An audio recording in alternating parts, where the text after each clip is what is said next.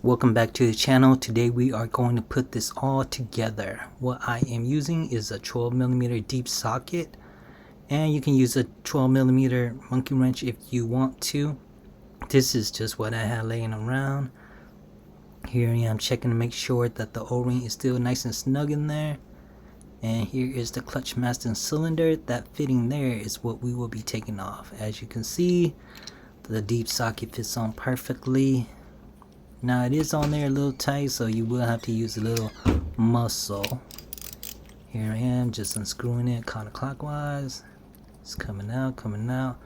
Now there is going to be a little brass washer. According to YouTube and the internet, you don't need it, and I just left it out. And here we are going to screw the reservoir onto the clutch master cylinder, making sure the O-ring is still nice and snug in there. And we are screwing it in. I just screwed it in hand tight as hard as possible. Make sure it is in there nice and tight. And there you have it, folks.